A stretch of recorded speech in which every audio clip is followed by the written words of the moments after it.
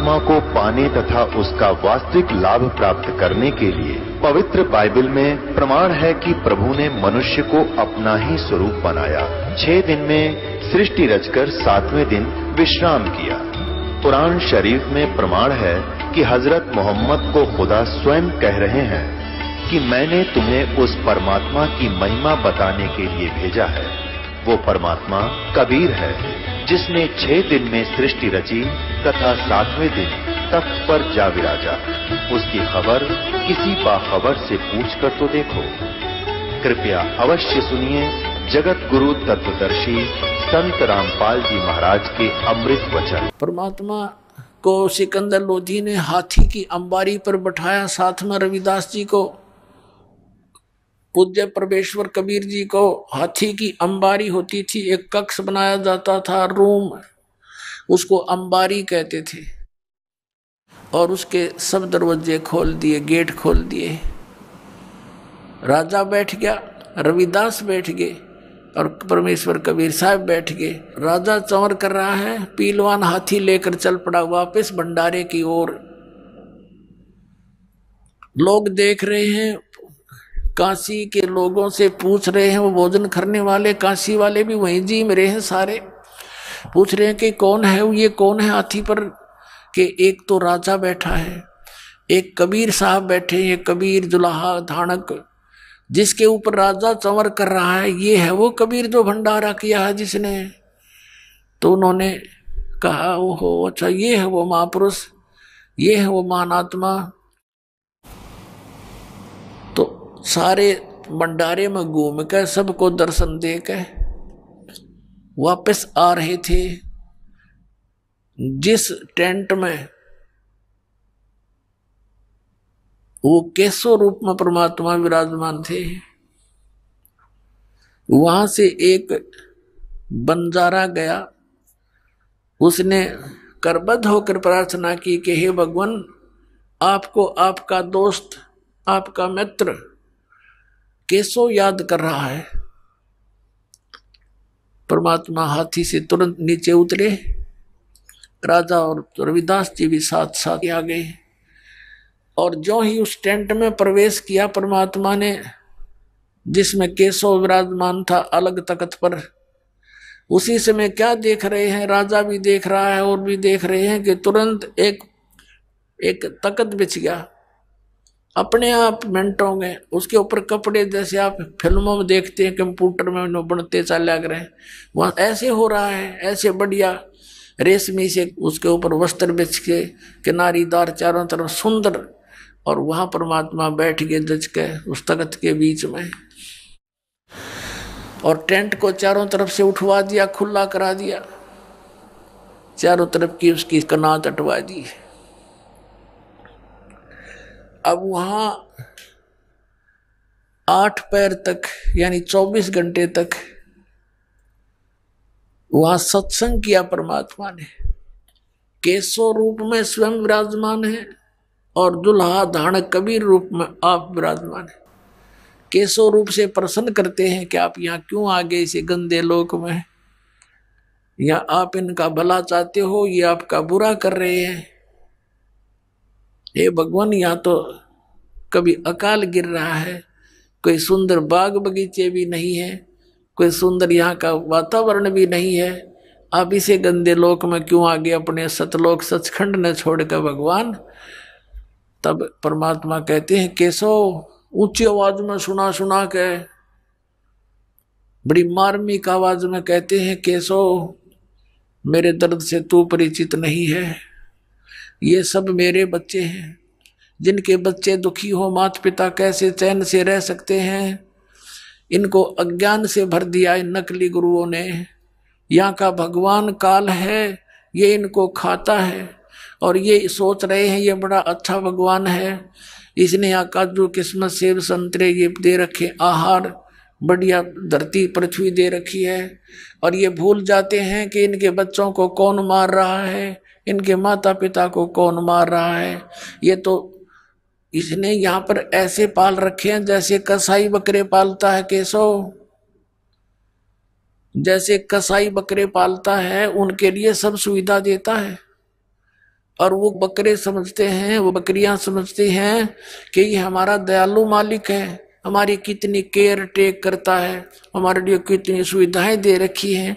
और जब वो कसाई आता है उन बकरों के अंदर झुंड में, वो उनको अपना मालिक जान करके उससे प्यार करते हैं, उसको चाटते हैं, वो हाथ लगाता है उसके शरीर पर, बकरों के शरीर पर, और बकरे उसको मुंह से चाटते हैं अच्छा व्यक्ति जान के। और वो ये देख रहा है इसमें मांस कितना हो गया, कै किलो का बिकेगा। पुण्यात्मा परमात्मा कहते हैं तब तो वो उनको मालिक दिखाई देता है जब वो सुविधाएं नजर आती है। और फिर जब ऑर्डर आता है 20-30 बकरों का, वो नहीं देखता किसका बेटा मरेगा, किसकी बेटी, किसकी माँ, वो नहीं पहचान करता। उसने तो मोटे मोटे छांट लेने हैं और जाके कटवा देने। भाई ऐसी स्थिति थी। आप यहाँ जहां रह रहे हो इस गंदे लोग का यू मालिक ज्योति निरंजन ये कसाई है और तुम्हें खाने के लिए रोके हुए है। पुण्यात्माओं 24 घंटे तक परमात्मा लोग सत्संग करते रहे।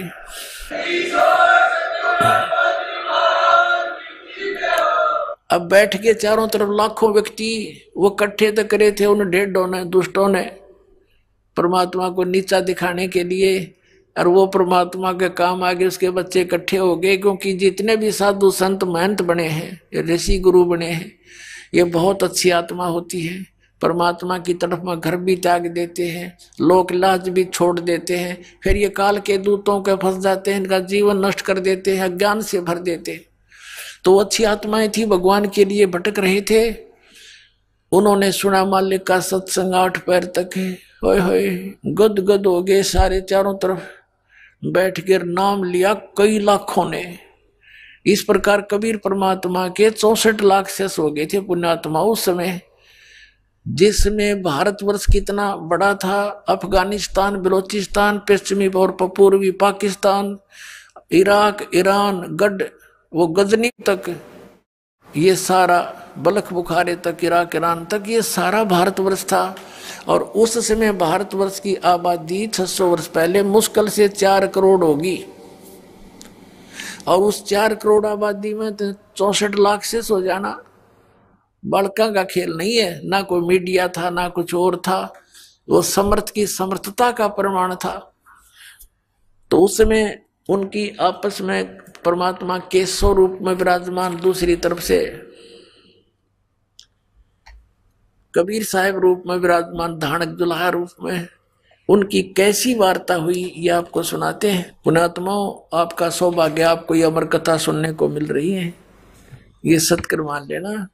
अभी तक तो हमने दंत कथा सुन रखी थी, अब देखना कैसा आनंद आएगा परमात्मा की चर्चा सुनने और करने से। सिमटे भेख इकट्ठे हुए काजी पंडित माही, गरीबदास चिट्ठा फिरा जम्बू दीप सब ठाही।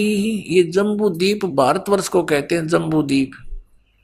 एक नकली बैठा जम्मू में कबीरपंथी, उसके चेले जो कहे बोला यू जम्मू में उतर रहा भगवान। परमात्मा ने कहा था मैं जम्मू दीप मांगूंगा, परमात्मा ने कहा था मैं भारतवर्ष मांगूंगा, वो जम्मू दीप नहीं है। सिमटे भेक इकट्ठा हुआ काजी पंडित माही, गरीबदास चिट्ठा फिरा जम्बू दीप सब ठाई। मसलत करी मिलाप से जीवन जन्म कछु नाही, गरीबदास मेला सही बेक सिमटे ताही। सेतु बंद रामेश्वरम द्वारका गढ़ गिरनारी, गरीबदास मुल्तान मग ये आए भेख अपार। भेख माने साधु संतों के टोल आगे। हरिद्वार बद्री विनोद गंगा और केदार, गरीबदास पूरब सजे ना कुछ किया विचार। 18 लाख दफ्तर चढ़े अस्तल बंद मुकाम, गरीबदास अनाथ जीव और कहते उस धाम। बेख देख रविदास जी गए कबीरा पास, गरीबदास रैदास कहे छूटा काशी बास। लाए तार लौलीन होए रूप विहंगम माही, गरीब दास दुल्हा गया वो अगम पुरी नज ठाही। कहते हैं वो गरीबदास जी कह रहे हैं जिसको तुम दानक दुल्हा कहते थे वो परमात्मा थे, अपने निज स्थान पर सतलोक में अगमपुरी में पहुंच गए। सतलोक में हर एक रूप में वहां बैठे हैं रविदास जी के साथ में। जहां बॉडी असंख्य सूर्य बंजारे और बैल, गरीबदास अवगत पूरी हुई काशी को सैल। वहां जब पहुंचे असंख्य बंजारे तैयार खड़े, असंख्य बॉडी बैल खड़े, तब परमात्मा से कहा कर जोड़ के आपको जितने चाहिए ले जाओ, भगवान तैयार कर दिया आपके आदेश से। कहते उसमें से 18 लाख ले और कुछ बच्चे साथ ले लिए सतलोक की आत्माएं। अब चलो मेरे साथ। जहां बॉडी असंख्य सूर्य बंजारे और बैल, गरीबदास अगमपुरी हुई काशी कुशेल। जर्द श्वेत और हरे नगे बॉडी भरी अनंत, गरीबदास ऐसे कहा लो कबीर भगवंत। अनंत कोट बालद सजी तास लई 9 लाख, गरीबदास के 100 कला एक पलक पुर जाके। ये ओखा की खंजू से पूरे अंजल का अधिकार, गरीबदास ऐसे कहा सो तो सिरजनहार। अब परमेश्वर कबीर साहब को वहां पर कहा, वहां की देव आत्माओं ने कि परमात्मा आप जहां गए हो वो तो खाकी खंजूस स्थान है, लोक है, जहाँ समय पर टूक भी ना मिलता, सारे उम्र लगे रहते हैं, रोटी भी ना चलती उनकी, और ले जाओ दाता आपके आदेश से हम ना जितने चाहिए उतने ले जाओ। तो कहते हैं उनमें से 9 लाख लेकर के भगवान चले। ओ खाकी खंजू से पूरे अंजल का अधिकार, गरीबदास ऐसे कहा सुन तू सिरजनहार। सतलोक के हंस आत्माओं ने कहा हे सिरजनहार, हे परमात्मा, वो तक कतिक वहां से दिखाई देता ये लोक न्यो का निवाड़ा कीड़े मकोड़े दिखाई देते, हम इतना गंदा जीवन जी रहे उस लोक को देखते हुए। कहते हैं अंत कोट बालद सजी तास लई 9 लाख, उनमें से 9 लाख लेकर चल पड़े। गरीबदास के 100 कला एक पलक पुर जाके, कि वहां 16 शंख कोश, एक कोश में 3 किलोमीटर 48 शंख नील पद्म शंख कोश है सतलोक, और वहां से इतनी शीघ्र आगे जैसे एक पलक जपया करे। ओए होए। और यही वेद बताते हैं कि वो परमात्मा अपने लोक से इतनी गति से तीव्रगामी होकर आता है, तेज चलने वाले पदार्थ की तरह बिजली जैसी गति से यहाँ आ जाता है। और वो लीला खुद भगवान कबीर साहब ने की है। एक पलक पुर झांक जहां कल्प ऐसी करी चौपड़ के बाजार, गरीबदास तंबू तने वहां पचरंग झंडे सारे। खुला भंडारा गैब का बिन चिट्ठी बिन नामे, गरीबदास मुक्ता तूले धन के 100 बलि जाऊं मैं।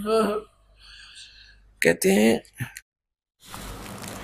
खुला भंडारा गैब का माने उस गुप्त शक्ति का, और बिन चिट्ठी बिन नाम है, किसी का नो भी नाम नहीं, कबीर साहब कर रहे हैं लिखा हुआ कि उसकी तरफ से भंडारा, कॉमन भंडारा। फिर जिन्ने जनवा तुल है बूरा घरत और दाल, गरीबदास आटे अटक ये लेवे मुक्ता माल। कस्तूरी पान मिठाइयां लड्डू जलेबी चंगेर, गरीबदास नुक्ति ने रखे जैसे भंडारी कुबेर। बिना पकाया पक रहा उतरे अरस खमीरी, गरीबदास मेला शुरू हुआ जय जय होत कबीर।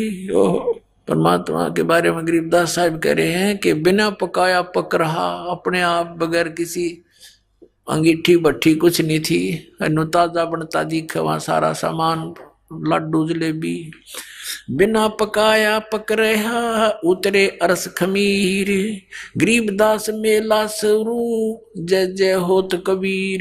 कबीर साहब की जो जयकार कर रहे हैं, खाना खा रहे हैं, मोहन भोजन पा रहे हैं।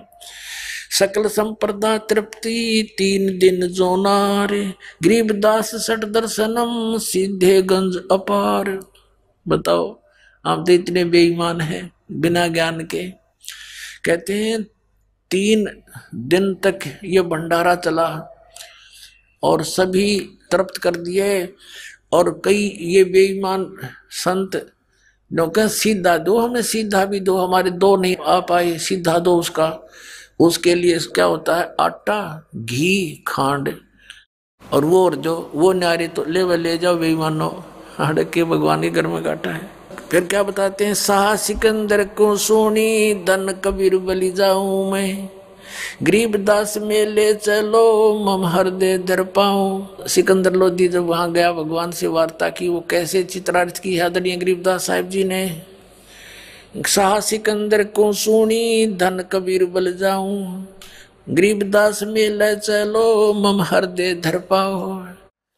अब सिकंदर लोधी कहता है कि भगवान एक बार चलो उस मेले को देखो, आपकी जय जयकार हो रही है, आपने कितने रंग ला रखे हैं, और मेरी छाती पर पांव धर कर चालो मेरे दाता। आज मुझे आप इतने आदरणीय महसूस हो रहे हो, आपने कैसे रंग लगा रखे। उनको पता था सिकंदर को कि शेख तकी के बोए बीज हैं, और बहुत समझाता था कि शेख तकी तो कर्म ना बिगाड़े, और वो दूना मरोड़ी खा जाता और कति नाराज हो जाता, कई दिन मुंह तो नहीं बोलता। सिकंदर तो राजा से उसका पीर, इतना नालायक आदमी था, थोड़ी सी प्रभुता पाके। कहे कबीर सुन साहा तू ये भेख बिगाड़ा काम, गरीबदास कैसे चलूं मो गठरी नहीं दाम है। अब परमात्मा कबीर परमेश्वर जी सिकंदर लोधी से अपनी व्यवस्था बता रहे हैं, लीला दिखा रहे हैं कि कैसे चलूं उस मेले में, मेरे पास पैसे तो है ही नहीं काशी में साह कोई मोहे उधारा देत, गरीबदास ताना तनु जब कुणबे की सुध लेत, मैं आधीन निकट हूँ उधर भरे निमोहे, गरीबदास माता दुखी और मोमन है छोए। अब परमात्मा परमेश्वर कबीर जी पुण्यात्माओं हमारे लिए कितने भटक रहे हैं, और हम उनको ना पहचान कर यहाँ दुख पा रहे हैं। अब क्या बताते हैं, सिकंदर लोधी ने जब ये कहा कि भगवान आप चलो एक बार, तो परमात्मा कहते हैं कि बनारस के अंदर मेरा कोई ऐसा मित्र, ऐसा कोई सेठ नहीं जो मुझे उधार दे दे, क्यों मैं गरीब व्यक्ति हूँ, मेरे पास ऐसा धन भी नहीं जो गिरवे रख दूं, और सारा दिन कपड़ा बुनता हूँ, और कपड़ा बुनकर जो भी कुछ मिल जाता उससे अपने परिवार का पोषण करता हूँ। मैं अधीन अनिकट हूँ उधर भरे ना मोहे, और गरीबदास माता दुखी और मोमुन है छोहे। कहते हैं कि मेरी माता जो मुँह बोले माता पिता है, यह भी मुझसे दुखी है कि तू कोई न कोई पंगा पाए रहता है, क्यों छेड़ा करे न भाई। और ये मोमिन यानी मेरे पिता रूप में जो मुसलमान नीरू है, ये भी गुस्से होता है, तू रोज पंगे पाए रहे, तने के बड़ी है कोई मरो चाहे जीव। तो परमात्मा उनको कहा करते, मैं कैसे टिकूं, मैं कैसे चैन से बैठूं, ये सब मेरे बच्चे हैं। तो नीरू धमकाया करता, तू दादा मत पाके, हम न जी लेने देर, तू भी जी ले ढंग से, ये मार डालेंगे, ये कसाई लोग हैं। लेकिन वो दाता कैसे समझावे उनको। नहीं काशी में सा कोहे मोहे उधारा देत, गरीबदास ताना तनु ताना बुनो तब कुणबे की सुध लेत। अब क्या कहते हैं सिकंदर लोधी, एक कबीर तुम अल्लाह हो पलक बीच परवाह, गरीबदास कर जोड़ कर ऐसे कहता सा, तुम दयाल दरवेश हो धर आए नर रूप, गरीबदास ऐसे कहे सहा सिकंदर भूप। उठे कबीर कर्म किया बरसे फूल आकाश, गरीबदास मेले चले वह चोर करत रविदास। तीन एक चंडोले में रे दास साह कबीर, गरीबदास चौरा करे वो बादशाह बलबीर। मुकुट मनोहर बांध कर चढ़े फील कबीर, गरीबदास उस पूरी में कोई न धर है धीर। कैसो चले कबीर पर कबीर कष्ट क्यों कीन। कैसो रूप में बैठे थे दूसरे रूप में, और कैसो भगवान के पास आकर कहता है कि आपने क्यों कष्ट किया यहाँ मेले में आने का, आपका दास जो बैठा है। कैसो चले कबीर पर कबीर कष्ट क्यों कीन, गरीबदास हाथी चढ़े ये मेला देखन तीन। चौपड़ के बाजार फिर आए कैसो पास, गरीबदास कुर्बान गदी अब क्या क्या कहूँ बिलास। पाट पटंबर बेच गए वहाँ ऊपर हीरे लाल, गरीबदास साहब धड़ी बोला ये मुक्ता माल। हीरे लालों से जड़े हुए आसन बिछ गए परमात्मा के लिए, कबीर साहब के लिए टेंट में जब उपस्थित हुए। कैसो और कबीर का तंबू माहे मिलाप, तंबू माने टेंट। गरीबदास 8 पैर लगे गोष्ठी निजगर गाप, 8 पैर तक चर्चा हुई दोनों की, हमें समझाने के लिए, हमारी आंखें खोलने के लिए। कैसो कह कबीर से ये पूछे बाता बीने, गरीबदास क्यों उतरे ऐसे मुल्क मलीने। अब कैसो रूप में परमात्मा कहते हैं, कबीर साहब से कहते हैं कैसो रूप में। कैसो कहत कबीर से पूछत बाता बीन, गहरी गहरी बातों से चर्चा करते हैं। और ने बोले गरीबदास, यानी गरीबदास जी ये अपनी आंखों देखा वो हाल लिख रहे हैं, जैसे तुलसीदास जी ने कहा था। गरीबदास क्यों उतरे ऐसे मुल्क मलीन, खान पान की इच्छ जित नहीं अदर बिमान। गरीबदास यो लोक जीव छाड़ा मुल्क अमान, कि आपने ये तो जीव लोक है, आपने वो हंस लोक छोड़ दिया, भगवान अपना सुंदर लोक छोड़ गए, क्यों आए। झूठ कपट इस लोक में पाप पुण्य व्यवहार, या झूठ कपट और ये व्यवहार यहाँ का। गरीबदास कैसो कहे ये कैसे रहन तुम्हारे, आप कैसे रह रहे हो इस नकम्मे लोक में, आप इनका भला करो। ये सारा दिन बूंदी सोचे, सारी मीटिंग आपके विरुद्ध करते रहते, फिर भी आप यही पड़े हो। नहीं अदर सरवरता हाँ नहीं अदर कोई बाग, गरीबदास कैसो कहे क्यों नहीं देते त्याग। नहीं फुहारे गगन में नहीं मानसी गंग, गरीबदास जग देखे करे हमरा चित मन भंग। अब कैसो रूप में परमात्मा कह रहे इस लोक न देखकर मैं तो पागल सा हो गया, इसे गंदे लोक में आप रहे कैसे रहे हो, या ना को फुहारे छूट रहे हैं अपने आप। क्योंकि सतलोक में जो वस्तु है यहाँ के स्वर्ग में भी नहीं है, वो सुख वहां पर है। नहीं नगर है नूर के नहीं बगर तिस हीर, गरीबदास कैसो कहे तुम क्यों कर रहो कबीर। धन कबीर कुर्बान जा ऐसी रेन तुम्हारे, गरीबदास कैसो कहे इसने छोड़ गीत संसार, छोड़ इस गंदे लोक न चलो अपने लोक में चलते। धन कबीर कुर्बाने जा तेरे पल पल चरण जुहार, गरीबदास तय क्यों तजे वो सुंदर फल आहार सतलोक के। या पौमी है छार की या मुर्द परोसी पिंड, गरीबदास कैसो कहे या चरण धरे सिर डंडे। कहती यह पृथ्वी ऐसी बना रखी इसमें सूक्ष्म जीव चींटी मकोड़े कीड़े, इसके ऊपर पैर रखते भी पाप लगे, आप यहाँ कैसे रह रही हो। नरक भरे तिस उदर में ये रुद्र बरी सब दे, गरीबदास के सो कहे या मुनसो मुख खे। राम नाम कैसे फूरे ये नरक नगीन शरीर, गरीबदास के सो कहे विलंबे कहाँ कबीर। परमात्मा दूसरे रूप में बता रहे हैं कि केसो ये कह रहा है कि इनके शरीर में तो ब्लड बह रहा है, खून चल रहा है, अंदर विष्टा थूक कफ पेशाब और ये सब कुछ अंदर भरा पड़ा है। कभी बीपी आई, कभी लो, कोई टेंशन, कभी लेने की चिंता, कभी देने की। इनसे भक्ति आप कराओगे कैसे? इनमें कैसे राम नाम जपेंगे? ये बेचारे, ये तो बुरा हाल कर रखे इनका। तो पुण्यात्मा या भक्ति भी भगवान कराओगा आप, तो ये सत्कर मान लेना।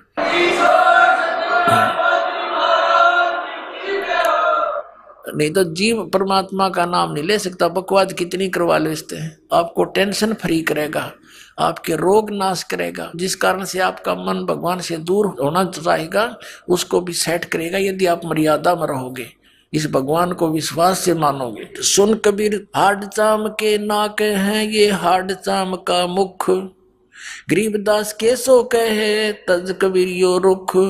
राम नाम कैसे फूरे, राम नाम कैसे जपेंगे? ये नरक नगीन शरीर, इनका शरीर में नरक भरा सारा। पुण्यात्मा को कुत्ता मरा हुआ देखा एक्सीडेंट में आपने, उसकी तरफ नजर भी ना करी जाती, नो आंत खंडी पड़ी होती है और बुरा हाल। वो गंध हमारे अंदर भर के चाम लपेट रखा ऊपर के, ये हमने बड़ा सुंदर दिखाई देता है, उस परमात्मा को दिखाई देता है। बेचारे कित लपेट रखे मेरी आत्मा, क्या मैं भर रखा इनमें, और इसको ठाए फिरते हैं, इसी के लिए सारा जीवन बर्बाद कर देते हैं और फिर यही फिर रह जाते हैं, फिर पशु बनकर इसी क्रम में लगे रहते हैं। राम नाम कैसे फूरे ये नरक नगीन शरीर, गरीबदास के सो कहे विलंबे कहा कबीर। जुन्नी संकट में पड़े फिर जुन्नी से संग, गरीबदास के सो कहे भाव भक्ति सब भंगे। इनमें भाव भक्ति नहीं बन पा रही, और ये बेचारे साल हो रहे हैं इनका, ये कैसे भक्ति करेंगे? तो परमात्मा कहते हैं इसीलिए तो मैं यहाँ पड़ा हूँ, इनसे कुछ कराऊं, इनको ले चलूं सतलोक में।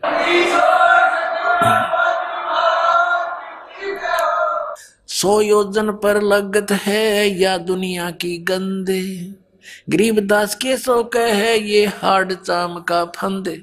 यहाँ से 100 योजन, एक योजन होता है 4 कोस का, एक कोस होती है लगभग 3 किलोमीटर की।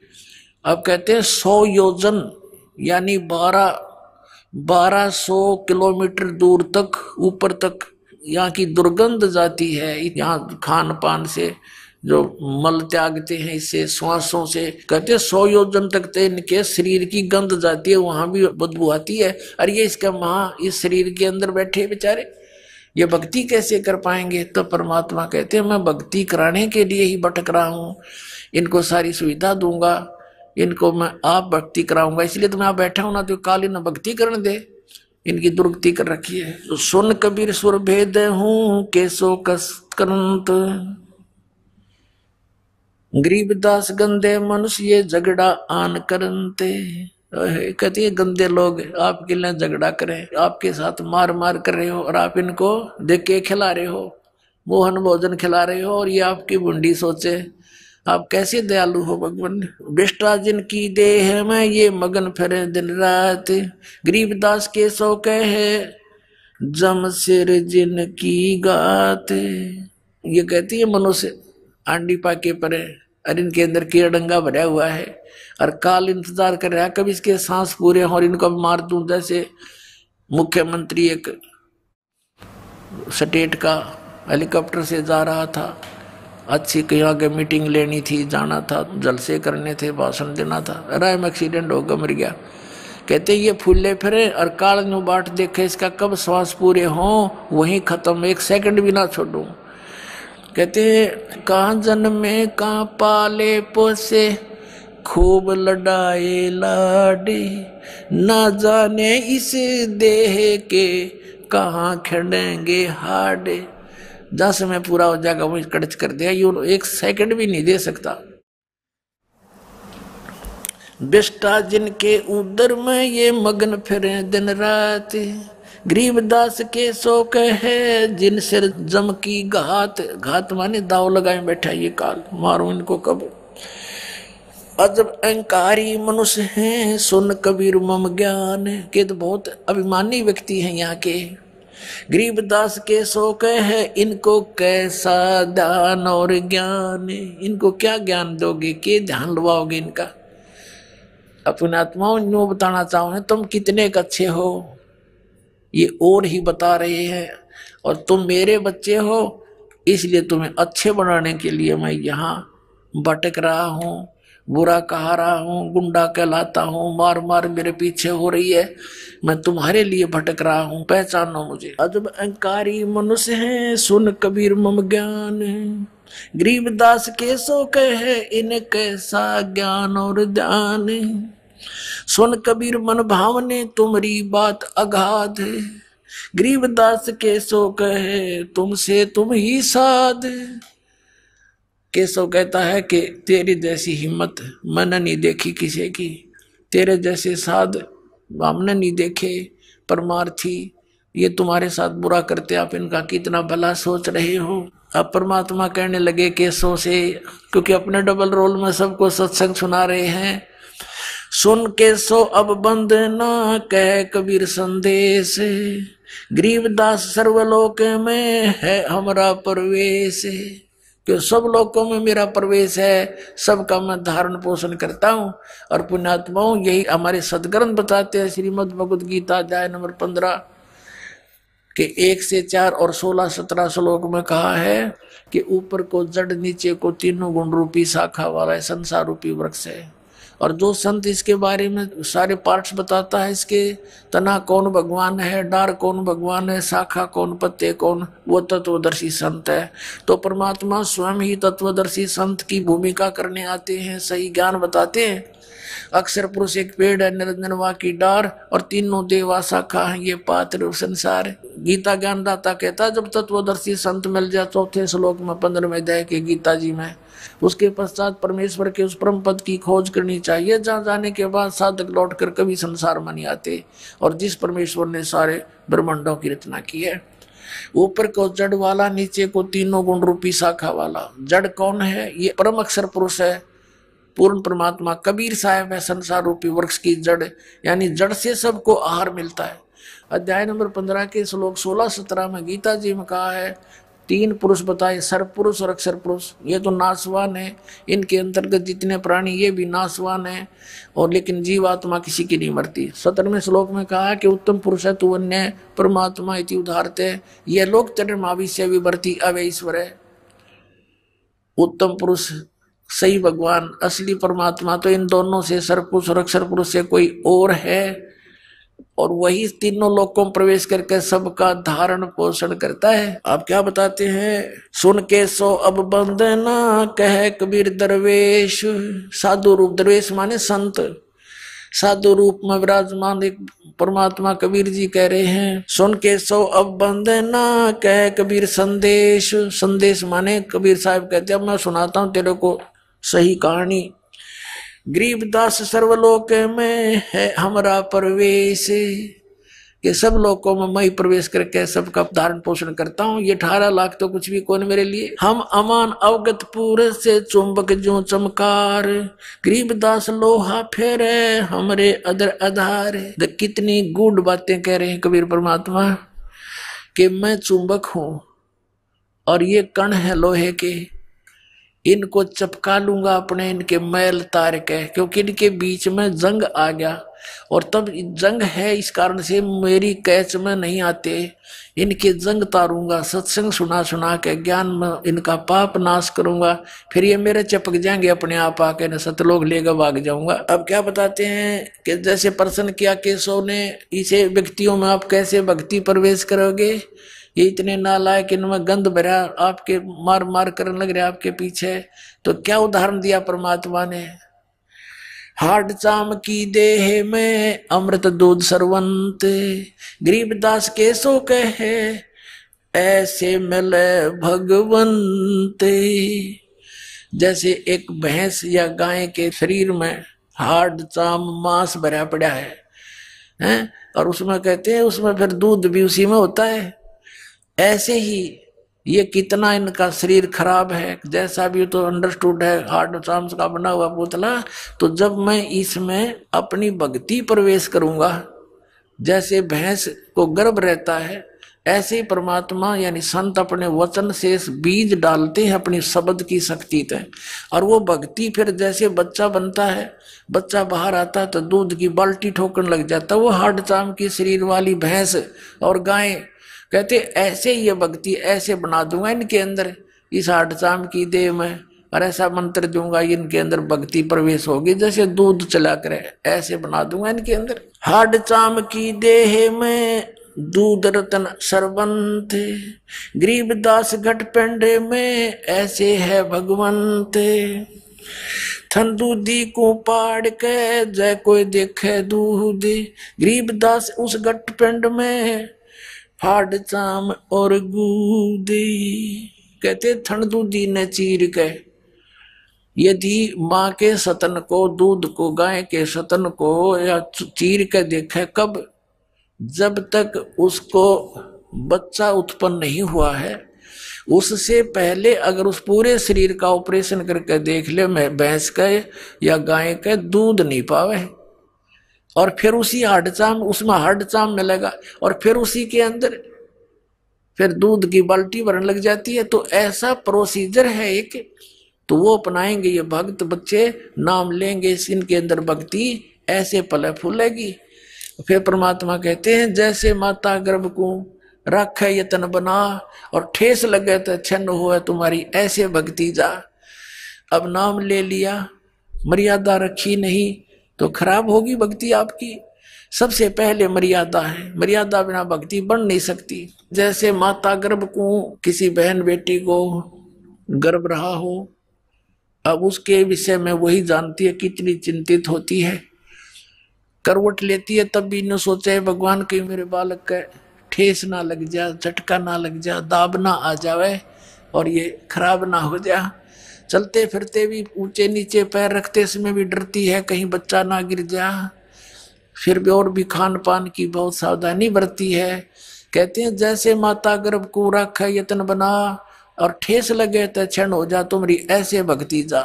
तो ऐसे ये गर्भ यानी भक्ति गर्भ उसी दिन प्रारंभ हो जाता जिस दिन आप मंत्र प्राप्त कर लेते हो। फिर इसको बहुत सावधानी से रखना बच्चों, नहीं तो ये तुरंत खराब हो जाती है। योग सत्तर हमें ज्ञान दिया, जीवन समझा एक, गरीब दास घर घर फिरे, ये दरे कबीरा बेख।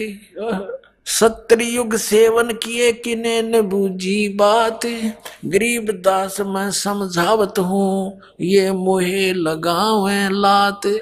कबीर साहब कह रहे हैं कि 70 युग इनो का आरम्भ 70 बार कह लीजिए, यानी बहुत बार। 70 युग का अर्थ है यहाँ पर बहुत बार। तो कहते हैं मैंने 70 युग ज्ञान दिया और जीव ने समझा एक। और गरीबदास जी कहते हैं गरीबदास घर घर फिरे, यो भगवान कबीर धरे भेख, जिंदा महात्मा रूप बना के धर्मदास जी को मिले। धर्मदास जी को ज्ञान समझाया, गुस्से हो गए, तो हमारे देवताओं की बेइज्जती करता, तो मुसलमान है, मैं तेरी शकल देखना नहीं चाहता। अब परमात्मा उठ के चल पड़े, अक देख भांग प्या रखिए काल ने इनको। और फिर धीरे धीरे वो धर्मदास समर्पित हो गया, रो अपनी पिछली बातों को जो वार्ता करी थी, भगवान मुझे माफ कर दो, मैं पापी प्राणी, मैं नीच हूँ मालिक, मैं पहचान नहीं सका आपको। और पहले वो गाल दे था। ऐसे पुण्यात्माओं जब दो लड़का नकम्मा शराब पी रखी हो, बाप को भी गालियां दे, और जब उसकी शराब उतर जाए वो रोया करे, अच्छी आत्मा का कुसंगत में गिर जाता है तो, और माफी मांगता, पिताजी गलती होगी मेरे ते, पता नहीं मैंने रात्रि में क्या कह दिया। तो इबिया सब का भांग प्यारा की काल ने, तो परमात्मा इस भांग न उतारेंगे और फिर आप परमात्मा को पहचान लोगे। ऐसे आदमी नानक साहिब जी को मिले थे बेई नदी पर, पहले गोष्ठी की, दोनों ने मिलकर तो नहीं माने थे नानक साहिब जी, परमात्मा उठकर चले गए थे। उन्होंने भी यही शब्द कहे थे कि तू मुसलमान है और हिंदू देवताओं की बेइज्जती करता है, परमात्मा उठकर चले गए थे। लेकिन जख्मी हो गए थे नानक साहिब जी अंदर से कि सचमुच सारी सच्ची बातें हैं। फिर काफी दिन तक पुकार करते रहे, दोबारा फिर आए परमात्मा, ओह जिंदा महात्मा का रूप बना के बेई नदी में प्रवेश किया, सचखंड लेकर गए, वहां डूबने का बहाना कर दिया कि सोचेंगे डूब डाब गए ना कि तो ढूंढते फिरेंगे इसके शरीर ने। तो ऐसे ये क्या कहते हैं कि 70 युग हम ज्ञान दिया, जीव न समझा एक, गरीबदास घर घर फिरे ये धरे कबीरा भेख। घर घर में जाकर अलख जगाते हैं, किसी को किसी रूप में समझाते हैं। जैसे इब्राहिम सुल्तान अदम के घर पे गए, कभी रहबारी बने, ऊँटों वाला बने, कभी यात्री बने, कहीं बांदी बन के सेज बिछाई, फिर कुत्ते लेकर जंगल में बैठ गए। किन खाड़ा करके आपको सद्बुद्धि देते हैं भगवान, और हम कितने इस माया में गर्क हो बैठे, नशा कर लिया हमने। कबीर ये माया अटपटी सब गट आन अड़ी, और किस किस न समझाऊं या कुएं बांग पड़ी। 70 युग सेवन किए किन्हें न बूझी बात।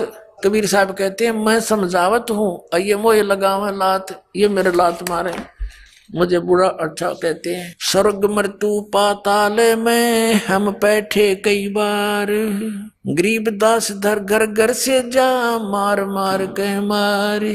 कि ये मेरे पीछे पड़ जाते हैं, मारो मारो, युग झूठा है कपटी है। कल्प कोट युग बीतिया हम आए तिस बेर, गरीबदास के सो सुनो देन भक्ति की टेर।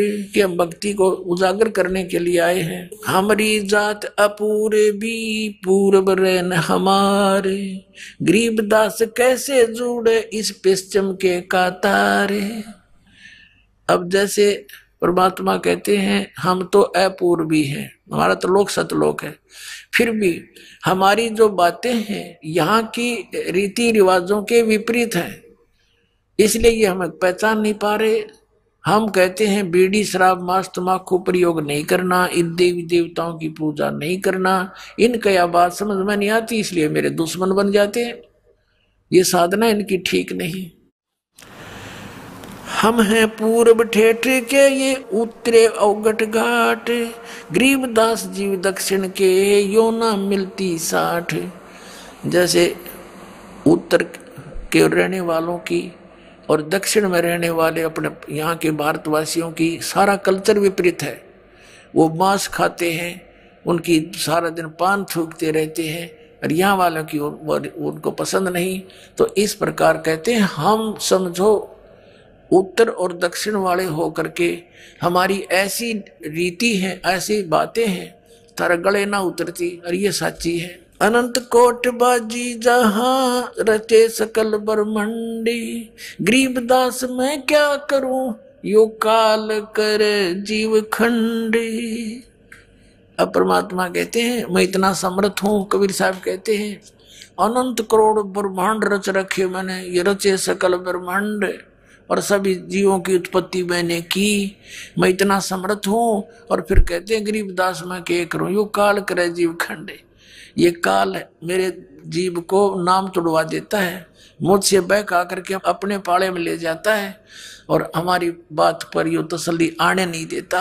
तब धर्मदास ने कहा था भगवान जब आज ही ये आपको इतना आड़े अड़ रहा है काल, और आगे कलयुग तो आप बता रहे हो बहुत घोर कलयुग होगा, ऐसे जालिम लोग हो जाएंगे हैं, कोई सुनेगा नहीं, लज्जा नहीं रहेगी, बड़े छोटे की आन कान नहीं रहेगी, तब कैसे समझाओगे।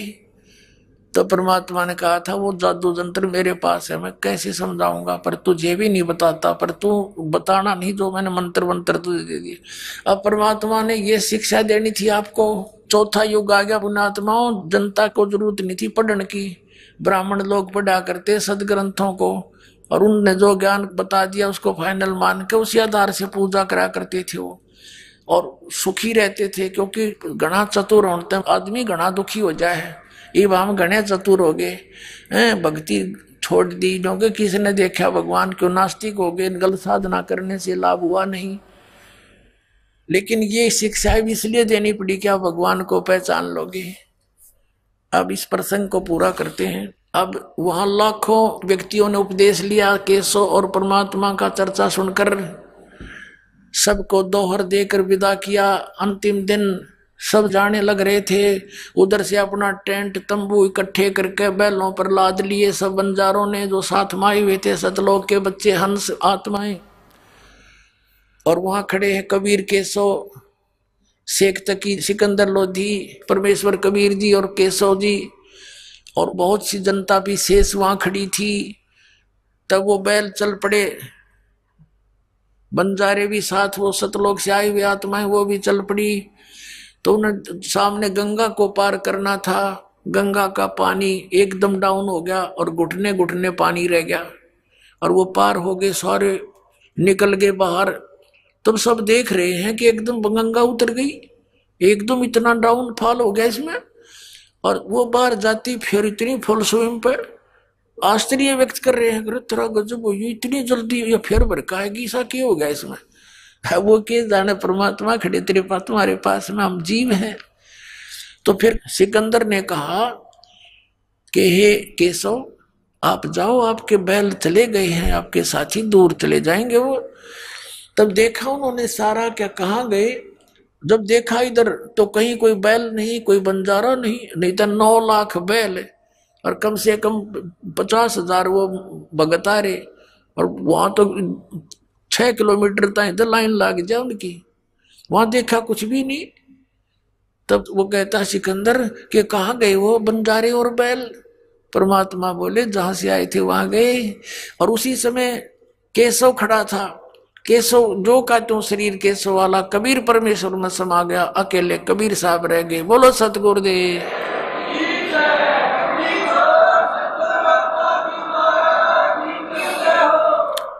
अब वो शेख तकी बुद्धिहीन कहता है कि के भंडारा कराया इसने, इसे ऐसे हम लाख कर दें, मोहोच्छा सा किया है। अब परमात्मा कहते हैं, गरीबदास जी कहते हैं, कोई कहे जग जोनार करी। जग जोनार तो होती है खुशी में करे, कोई अपने मन मर्जी, तो 1 पैसे की जरूरत हो 2 पैसे का खर्च करे। एक मोहोच्छा होता है मजबूरी, कोई बता देता है गुरु ब्राह्मण के इसका ऐसा करना जरूरी है, उसमें 10 रुपए की आइटम को न सोचेगा 2 रुपया में काम चला दूं, उसको मोहोच्छा बोलते हैं, ऐसा धर्म करने वाले को। तो परमात्मा कहते हैं, गरीबदास जी कह रहे हैं कि वहां पर कोई एक भगवान आत्मा तीनों कह रहे थे, ऐसा भंडारा कदे देखा ना सुना जैसा कबीर साहब ने कर दिया। जय जयकार करे थे, गुण गावे थे। और शेख तकीनों कह के भंडारा कराया इसने तो मोहोच्छा सा कराया, रोते हुए लाया है पैसे। तो कहते हैं कोई कहे जग जोनार करी, कोई कहे मोहोच्छा, बड़े बड़ाई करा करें यो गाड़ी काटे ओछा।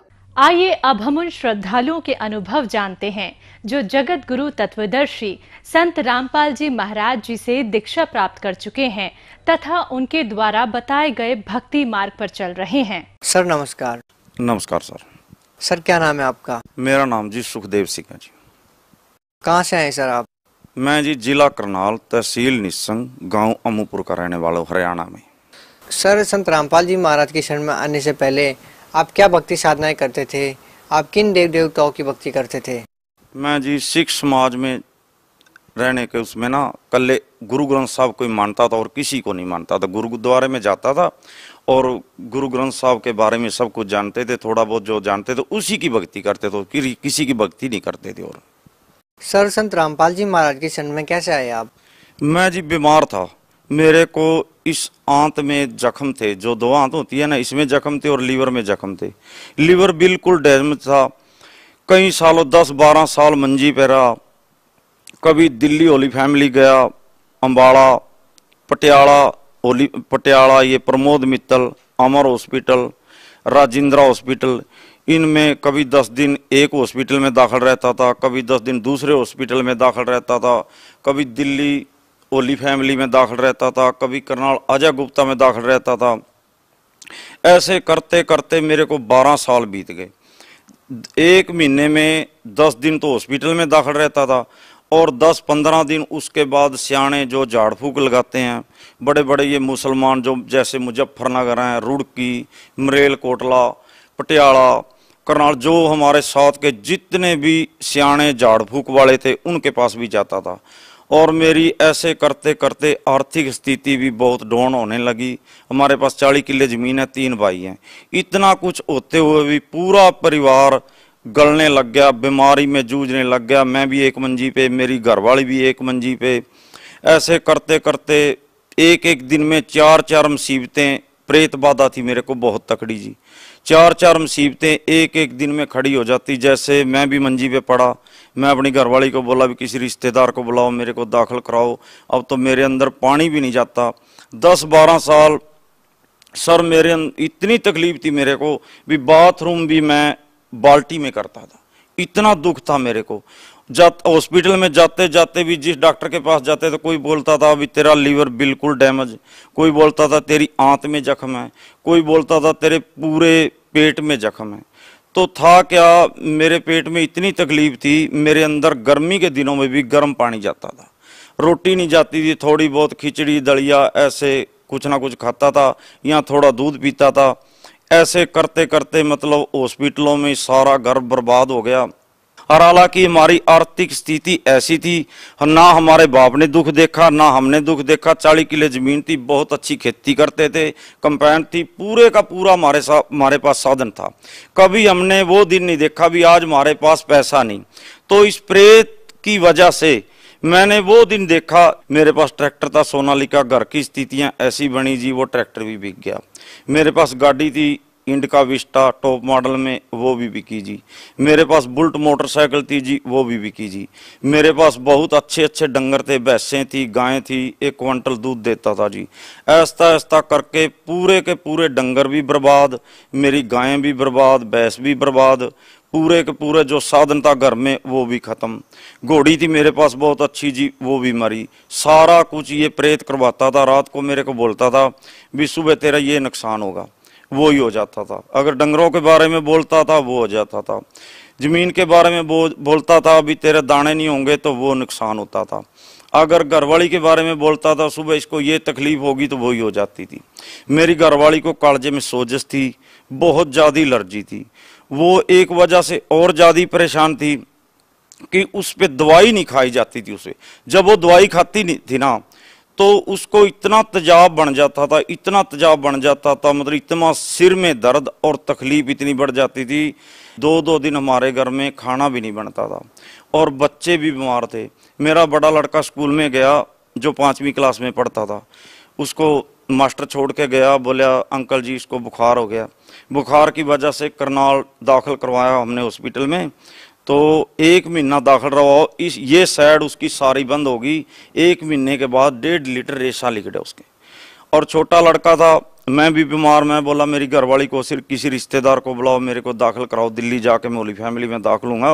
अब तो मेरे को बाथरूम भी बाहर नहीं जाया जाता और अंदर कोई चीज़ नहीं जाती। और पूरी रात प्रेत मेरे को इतना तड़पाता था, सर सिर से लेके पैर के गुंठे तक इतनी तकलीफ होती थी कि मैं मंजी पे रात को पड़ा ना ऐसे हो सकता ना ऐसे हो सकता। पूरी रात मेरा परिवार सोता था, खाता था, दिन में पीता था, रात को सोता था। मैं पूरी रात ऐसे देखता रहता, रोता था, तड़पता था। जो डॉक्टर मेरे को 2 गोलियां देता था ना भी, एक अगर तकलीफ हो 1 गोली खाना, ज़्यादा तकलीफ हो 2 खाना, वो 10-10 गोलियां भी खाता था। बिल्कुल तकलीफ नहीं हटती थी। मेरी घरवाली भी दुखी, मैं भी दुखी। मैं बोला अभी मेरे को दाखिल कराओ। घरवाली को मेरी को पेंडस की परेशानी थी, वो बोली मेरे को भी दाखिल कराओ, मेरे को तकलीफ है बहुत ज़्यादा। इतने में क्या हुआ, मेरा छोटा लड़का था 6-7 साल का, वो इतना बड़ी ना सोटी लेके खेत में गया, हम खेती करते हैं, तो ड्योड़ पे ऐसे फिसला ना हो, उसने मुंह में डाल रखी थी वो सोटी, तो ऊपर ताड़ू में चढ़ गई वो सोटी, इतना ऊपर से मांस पाट गया। हम तो अपनी मुसीबत भूल गए, उस लड़के को लेके चले। इतने में एक भैंस ने सींग फंसा के एक सींग निकाल लिया। 4 मुसीबतें। वो प्रेत एकदम हमारे साथ इतना दुख देता था, बोलता था कहाँ जाओगे, किसके पास जाओगे, मैं तुम्हारे घर से नहीं जाता। जब हम लड़के को लेके गए तो सारे डॉक्टर, करनाल वाले 3 डॉक्टर बोले भी इसका तो अंदर खून पड़ गया और ऊपर टांके नहीं लगते, टांके नहीं लगेंगे तो दिल्ली ले जाओ इसको। फिर एक मिड्डा डॉक्टर है जो करनाल सरकारी हॉस्पिटल के सामने है, वो बोला भी मेन तो है नहीं क्योंकि खून ज़्यादा पड़ गया, 30 किलोमीटर से आप गाड़ी में चल के आए तो ऊपर टांके भी नहीं लगते। मैं बोला डॉक्टर साहब चलो करो, मेहरबानी करो, परमात्मा करेगा। उसने ना टांके लगाए, टांके लग गए। जब टांके लगाए तो उसके बाद बच्चे को उल्टी आई, उल्टी से बहुत ज़्यादा खून आया। बोला तेरा बच्चा बच गया, चलो कोई बात नहीं। 4 मुसीबतें। प्रेत एकदम उसकी जगह बना रखी थी, रात दिन दीवा लगाते थे उसका, बहुत पूजा करते थे, करवाता था जबरदस्ती। बोले यहाँ दीवा लगाओ, वहाँ दीवा लगाओ, देग लगाओ। सट्टे के नंबर भी मेरे को देता था, जो सट्टे के नंबर देता था वो ही सट्टा सुबह जो मैं नंबर लगाता था ना, करनाल जैसे जींद, कैथल, पेवा भी लगाता था, वो ही नंबर आता था। इतनी पावर थी उस प्रेत में। हमारा परिवार बहुत बड़ा परिवार है, 150 जी हम परिवार के। तो हर परिवार में एक एक दो दो मेंबर मुसीबत में, बीमारी में जूझ रहे हैं। मेरे जोटे ने ना, जो मेरा बाड़ा था जहां भैंस रहती थी, वो गेट गिरा दिया। तो मैं गांव में गया, मेरी घरवाली बोली रात को डंगर लिकट जाएंगे, बहुत नुकसान करेंगे, तो आप इसको तो बनवाओ। मैं बोलिया मेरे से उठा ही नहीं जाता, इतनी बीमारी भी, मैं मंजी से उठ के बाथरूम नहीं कर सकता, मैं गेट का क्या करूं, मैं तो मरने लायक हो गया, अब तो मैं मरूंगा, तुम्हारा भी घर जाड़ दिया। इस कंगार पे था भगत जी मैं भी, मेरी जमीन बिकने का भी कोई वो नहीं रहा था, भी मेरी जमीन बिकेगी। सर आप इतनी सारी मुसीबतों से जूझ रहे थे, इतनी सारी परेशानी आपके ऊपर थी, दुखों का पहाड़ आपके ऊपर था, उन सारी बीमारियों से, परेशानियों से आपको कैसे निजात मिली? मेरे को जी संत रामपाल जी महाराज का शिष्य था जी, भगत था हमारे गांव का। वो भगत मिला, संत रामपाल जी महाराज का भगत मिला। वो मेरे को बोला भी अंकल आप बिल्कुल खत्म हो चुके हो, तो क्या बात? मैं बोला जी मेरे को प्रेतवाद है। वो बोला भी मेरे पास ना संत रामपाल जी महाराज के पास चलो, तो वहां तुम्हारा दुख का निवारण होगा। मैं बोला जिन संतों के पास तो हम जाते नहीं, इन संतों को तो बिल्कुल हम ठीक नहीं समझते, हम तो अकेले गुरुद्वारे को मानते हैं। वो बोला अंकल आपने संत देखे नहीं, मेरे साथ चल तू, आपके दुख का निवारण होगा, आप बिल्कुल ठीक हो जाओगे। मैं बोले अभी बहुत, मैं तो मंजी से उठने के लायक भी नहीं, मेरे बाथरूम भी नहीं होता, अब मैं कहाँ जाऊंगा। मेरी घरवाली मेरे बच्चे बोले तो इतनी जगह गया, वार वार 12 साल हो गए तेरे को जाते, एक बार वहां भी चला जा।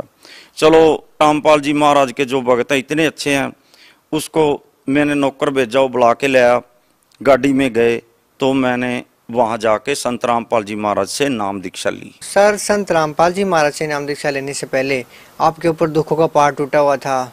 सर नाम दीक्षा लेने के बाद आपकी परेशानियां ठीक हुई या नहीं?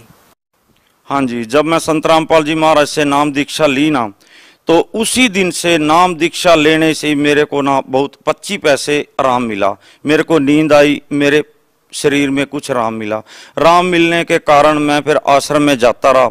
दिन प्रतिदिन संत रामपाल जी महाराज मेरे को मिले। वो बोले बेटे ऐसा हो जाएगा जैसे 16 साल का लड़का होता है, बिल्कुल पहले जैसा हो जाएगा। मेरे को विश्वास नहीं हुआ, थोड़ा सा मैं बोलता ऐसे कैसे हो जाऊंगा, चलो ठीक तो हो जाऊंगा, पर इतना बढ़िया मैं नहीं हो सकता।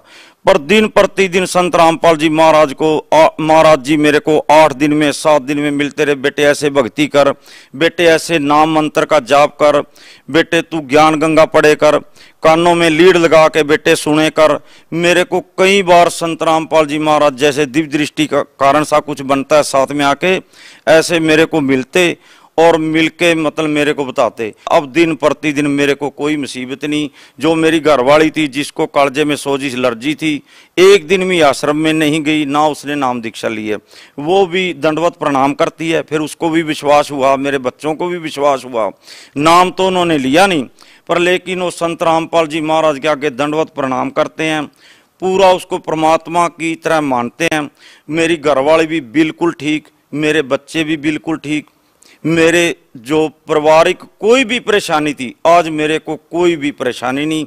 मैं ऐसे ही हूँ जैसे संत रामपाल जी महाराज बोले थे ना, बेटे 16 साल का बना दूंगा। आज मैं, उम्र तो मेरी 47 साल है, पर है मैं वैसे संत रामपाल जी महाराज की कृपा से 16 साल जैसा लड़के जैसा ही हूँ मैं जी।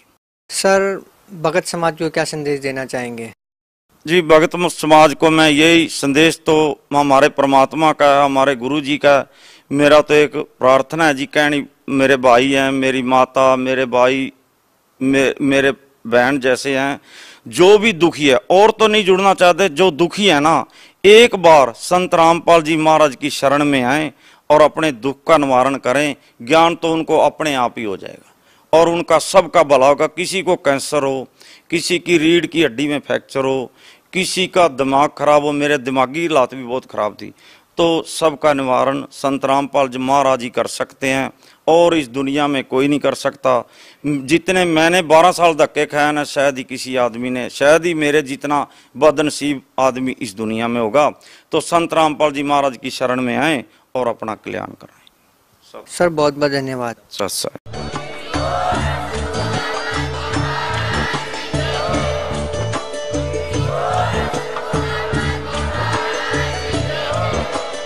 आप सुन रहे थे जगत गुरु तत्वदर्शी संत रामपाल जी महाराज जी के मंगल प्रवचन। अधिक जानकारी के लिए विजिट कीजिए हमारी वेबसाइट www.jagatgururampalji.org। संत रामपाल जी महाराज जी के शुभ आशीर्वाद से पूरे विश्व भर में 500 से भी ज्यादा नाम दीक्षा केंद्र हैं, जिन पर